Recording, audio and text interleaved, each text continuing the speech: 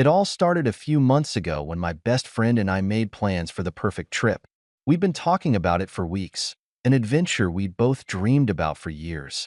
We'd even saved up for it, marking the dates on our calendars, planning all the activities we wanted to do, and getting excited for the memories we'd make together. But a week before we were supposed to leave, I got a text from her. It was out of the blue, and it hit me like a ton of bricks. "I'm sorry, I just can't afford it right now," she wrote. "I'm really bummed about it, but I'm going to have to cancel." I was shocked, and honestly, I was hurt. We'd been talking about this trip for so long, and now, suddenly, she was backing out. We had made so many plans together, and she had seemed just as excited as I was. I tried to be understanding, telling her that I totally get how tough money can be sometimes, and I didn't want to push her if it wasn't in her budget. But still, something felt off. She had never brought up any financial issues before. I figured maybe she had a tough month or something, so I tried to reassure her that we could figure it out. Maybe we could go another time.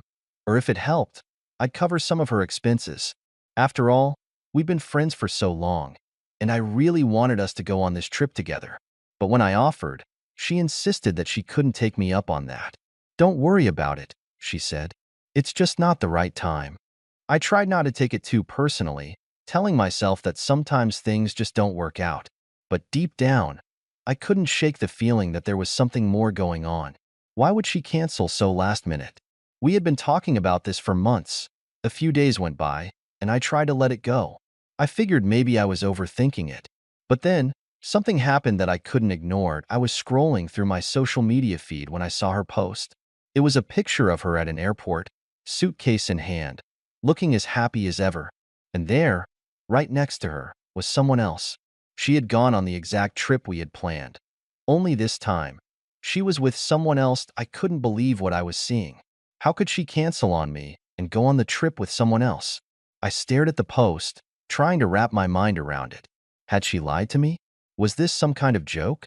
I couldn't understand why she would do something like this. We were supposed to go together, and now it seemed like she was rubbing it in my face. My emotions were all over the place. Anger, confusion, sadness, betrayal. I wasn't sure how to process it. I immediately reached out to her, but I couldn't find the words. I sent a message, asking her what was going on, but I didn't get a response. The silence only made me more frustrated. Why wasn't she answering me?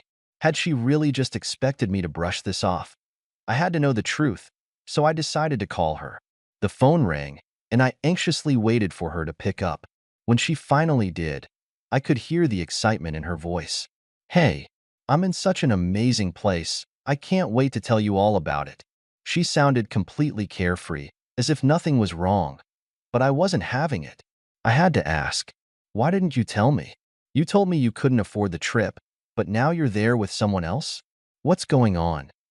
There was a long pause on the other end of the line. I could hear her take a deep breath before she spoke.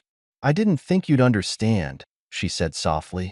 "I didn't know how to tell you, but I've been planning this with someone else for a while now.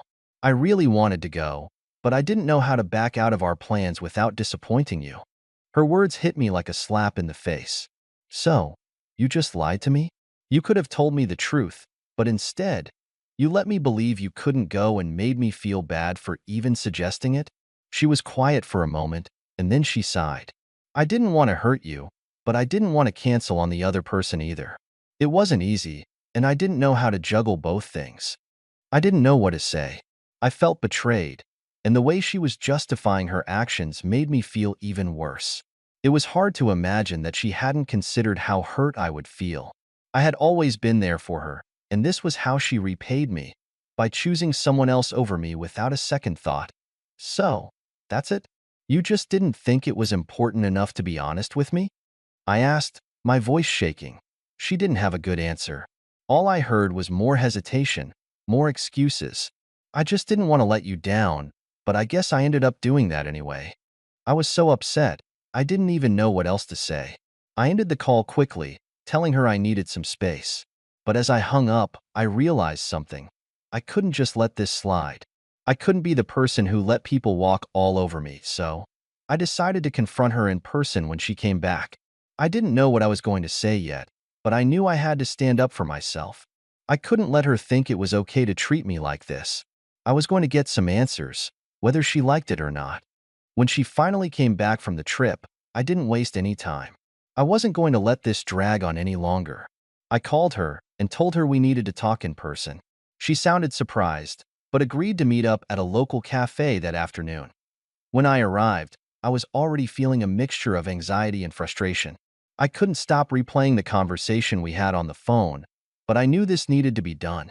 I had to get the closure I deserved. She arrived a few minutes late, looking sun-kissed and relaxed. Nothing like the person I had last spoken to on the phone. She greeted me with a warm smile, but I didn't return it.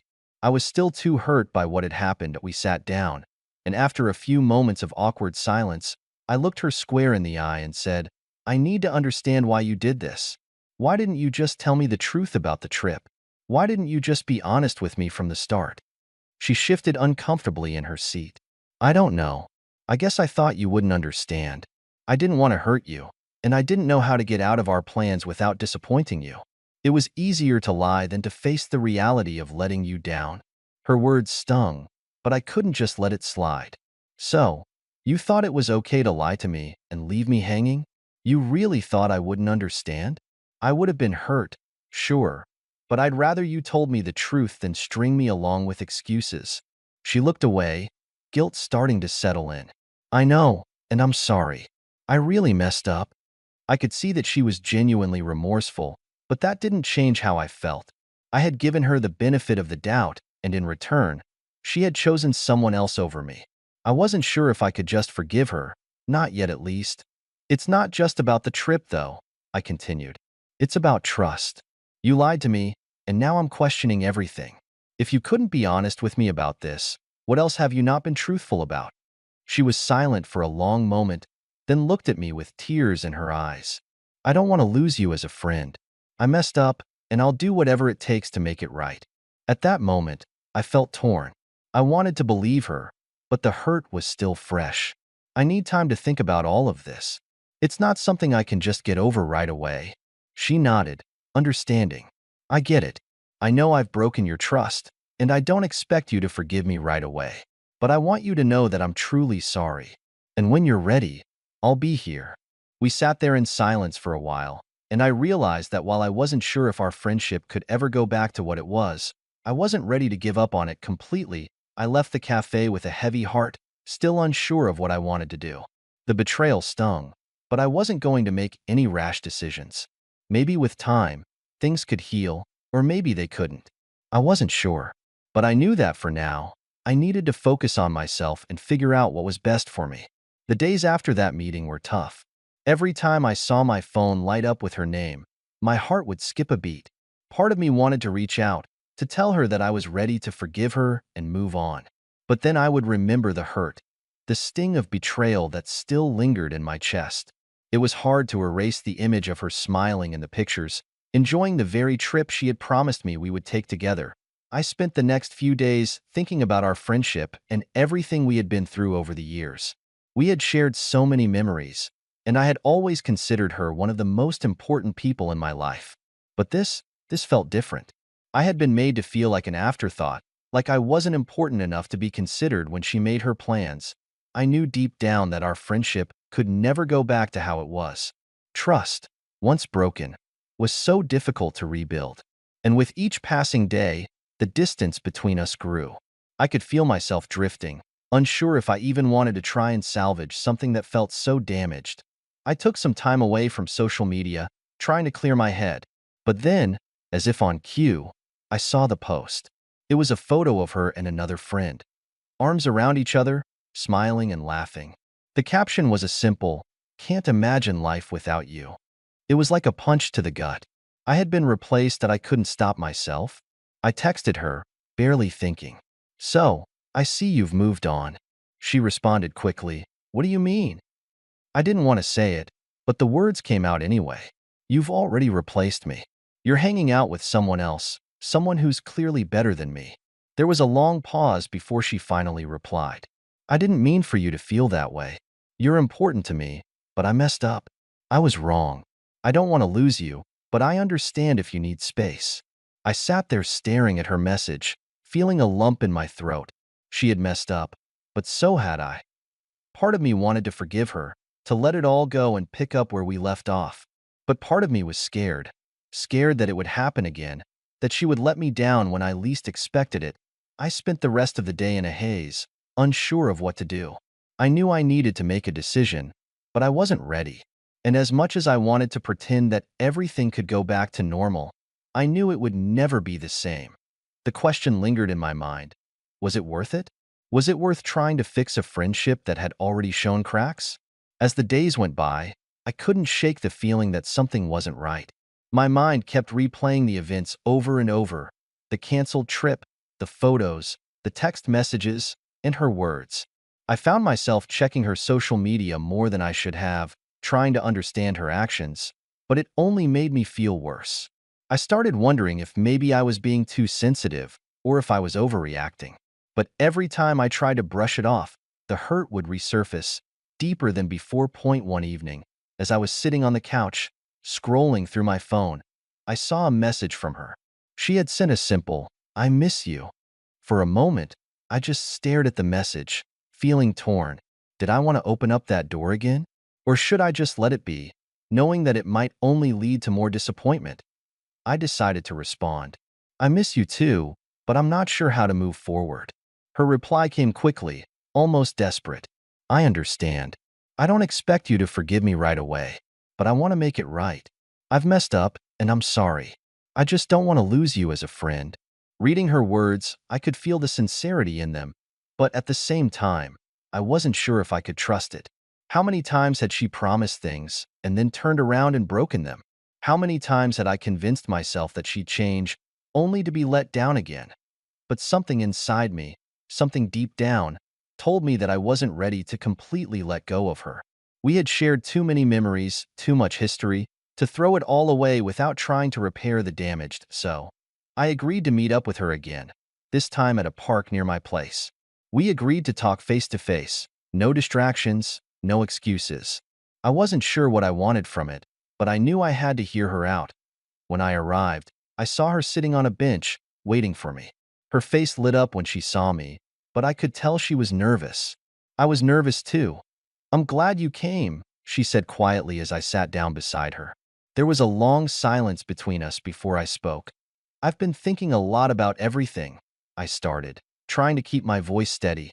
"And I don't know if I can just forget what happened. You lied to me. You hurt me. And that's hard to get past." She nodded, her eyes filled with regret. "I know. And I don't expect you to just forgive me. I've made mistakes, and I don't want to make excuses for them. I just want a chance to show you that I can do better." There was a quiet pause, and I felt myself wavering. She sounded so genuine, but could I really trust her again? "I don't know if I can just pick up where we left off," I said softly, "but I'm willing to try. I just need to know that I'm not going to get hurt again." Her face softened, and I could see the emotion in her eyes. "I understand, and I'm willing to work for it. I'll prove to you that I'm not the person who let you down. I'll be there for you, no matter what." It was the reassurance I needed, even if it didn't completely erase the doubts in my mind. Maybe, just maybe, we could rebuild what we once had. But I knew it wouldn't be easy. It would take time, trust, and patience. But for the first time in days, I felt a glimmer of hope. After that conversation, things were different, but not exactly the way I had hoped. We tried. I'll give her that. We spent time together, laughed at old inside jokes, and even planned a new trip. This time one that we could both actually afford. But something felt off. The connection we had before, the one that made her the person I trusted most, wasn't there anymore. It wasn't like she was the same person, or like I was either.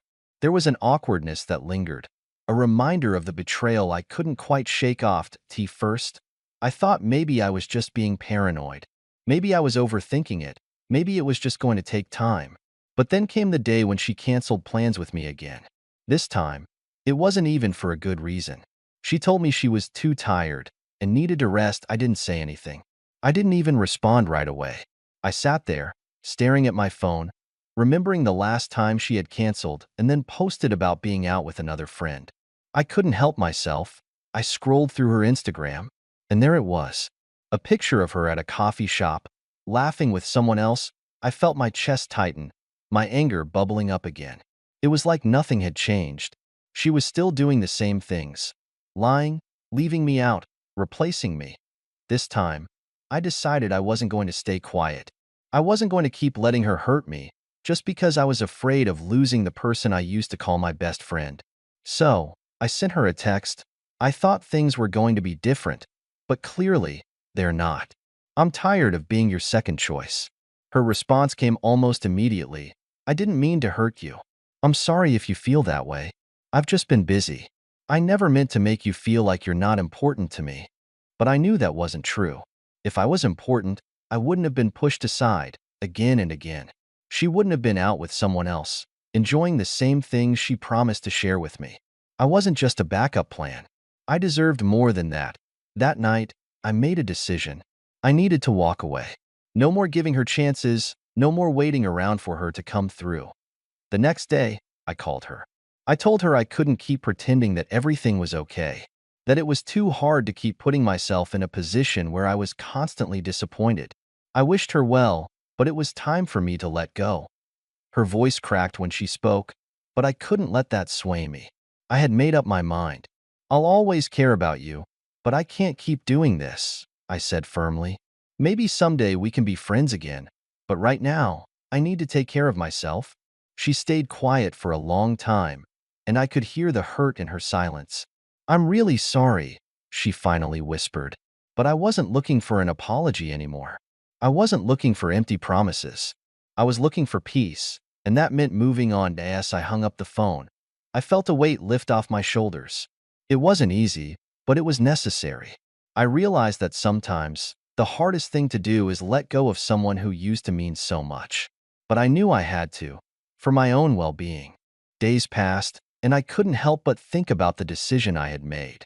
In some ways, it felt like a relief, like a heavy burden had been lifted from my chest. I was no longer constantly second-guessing myself, wondering if I was doing the right thing by trying to maintain that friendship. But in other ways, it was harder than I thought it would be. I kept picturing the fun times we used to have, the late-night talks, the trips we planned, the promises we made to each other. It felt strange, almost surreal, to think that all of that was gone now. I spent a lot of time reflecting, trying to make sense of it all. How had things gotten to this point? How had the friendship that had once been the most important thing in my life turned so toxic? Was it all just a gradual buildup of small disappointments? Or was there a turning point I hadn't noticed? As I thought more about it, I realized something that stung. It wasn't just the trip that had hurt me, it was everything. The lies, the broken promises, the times I'd been left waiting, the times she had chosen others over me. It wasn't just about one incident. It was a pattern of behavior that had been there all along. And I had ignored it because I didn't want to face the truth. I had been so invested in keeping the friendship alive that I had let myself be treated like an afterthought. One afternoon, I got a message from her. It wasn't a long text, just a short one. I've been thinking about everything, and I'm really sorry for how I treated you. I hope we can talk soon. My first reaction was to ignore it. But then, I stopped myself.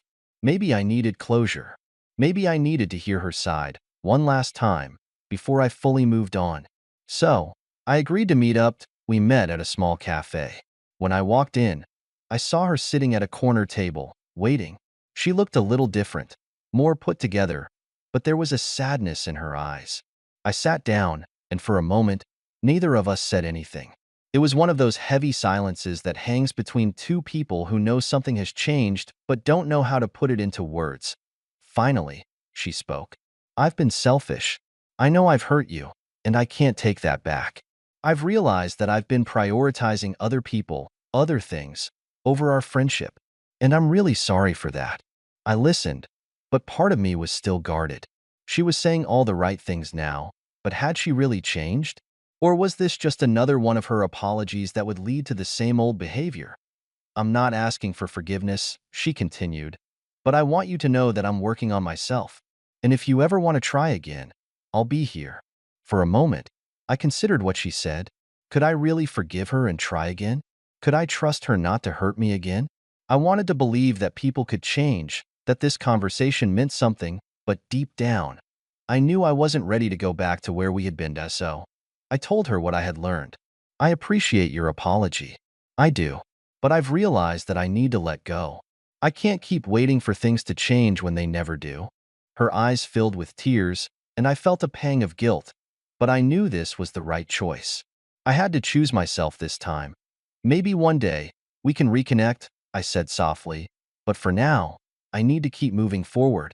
We said our goodbyes, and as I left the cafe, I felt both sad and relieved. I had made the hard choice, but I was proud of myself for doing it. I wasn't the same person who had put up with her mistakes, and I wasn't going to let anyone treat me like that again.